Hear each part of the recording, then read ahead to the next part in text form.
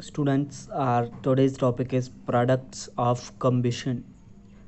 कम्बिशन के अंदर कौन कौन से प्रोडक्ट्स यूज़ होते हैं. Most of the fuel used by us contain carbon and hydrogen as main constituent. Means जो भी हम फ्यूल यूज़ करते हैं उनमें ज़्यादातर जो मेन कॉन्स्टिट्यूएंट होता है फ्यूल का वो कार्बन या हाइड्रोजन ही होता है. When these fuels are burned, जब इन फ्यूल को बर्न किया जाता है, जलाया जाता है, they produce lot of energy. इनके अंदर से एनर्जी प्रोड्यूस होती है along with carbon dioxide and water vapours, और कार्बन डाइऑक्साइड और वाटर वेपर्स प्रोड्यूस होंगे. मीन्स जब हम किसी फ्यूल को बर्न करेंगे तो उसके साथ energy, carbon dioxide and water vapours produce होंगी. Example, methane burn in air as follow. जब हम मीथेन को एयर के अंदर बर्न करें तो क्या रिएक्शन होगी हमारी. Methane CH4 plus oxygen O2. Oxygen के 4 मोल ले रखे हैं, 2 2 4. Then what will produce carbon dioxide plus water plus heat plus light. And the next topic is characteristics of a good fuel. Good fuel की क्या क्या characteristics होती हैं, क्या क्या खूबी या खासियत जो हमारे गुड फ्यूल के अंदर होनी चाहिए या होती है. A good fuel should have the following properties. एक अच्छे फ्यूल के अंदर ये प्रॉपर्टीज़ होनी चाहिए. First, high calorific value. High calorific value. Calorific means जो कंप्लीटली बर्न हो जाए, मीन्स उसके अंदर से कुछ भी नहीं बचे, जितना भी हमारा फ्यूल है पूरा का पूरा कंप्लीटली बर्न हो जाए, वो होगा calorific value. Second is low ignition temperature. Ignition temperature means वो टेम्परेचर जिस टेम्परेचर पर वो हमारा सब्सटेंस जलना स्टार्ट हो जाता है. मीन्स लो इग्निशन टेम्परेचर होना चाहिए कि कम टेम्परेचर पर ही वो हमारा फ्यूल बर्न होना स्टार्ट हो जाए. Third is it should leave the minimum residue. उसके अंदर से कम रेसिड्यू निकलना चाहिए. रेसिड्यू क्या है, जब हम किसी भी सब्सटेंस को फिल्टर करते हैं, फिल्टर करने के बाद जो हमें प्रोडक्ट फाइंड होगा, प्रोडक्ट जो मिलेगा, वेस्ट जो मिलेगा, उसको बोलेंगे रेसिड्यू.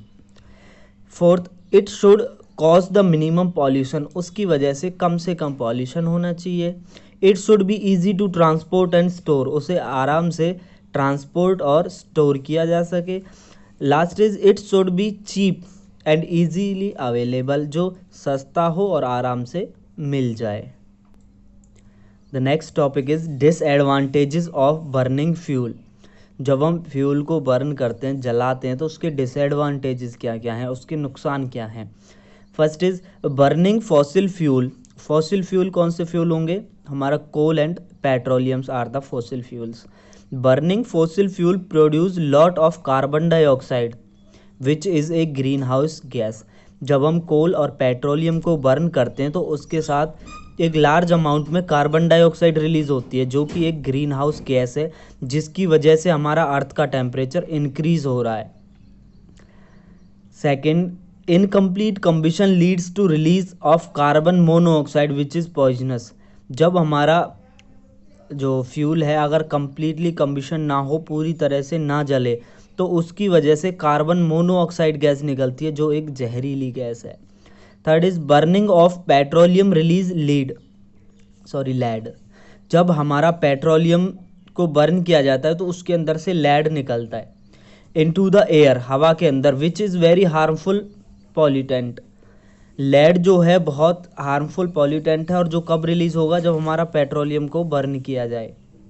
और हमारे जो ऑटोमोबाइल्स हैं, हमारे बाइक, कार वगैरह हैं, इनके अंदर जो पेट्रोलियम यूज़ होता है वो लीड लेस पेट्रोलियम होता है, लेड लेस पेट्रोलियम होता है. लेकिन पेट्रोलियम के अंदर लेड तो होता ही है, और जब उसको बर्न किया जाए तो हार्मफुल पॉल्यूशन वो क्रिएट करता है. The nitrogen and sulphur present in fossil fuels.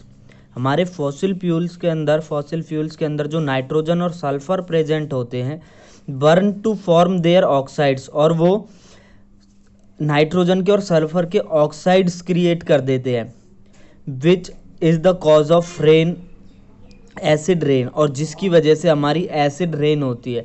बारिश के अंदर एसिड आता है, जो कि बहुत हार्मफुल होता है हम लोगों के लिए।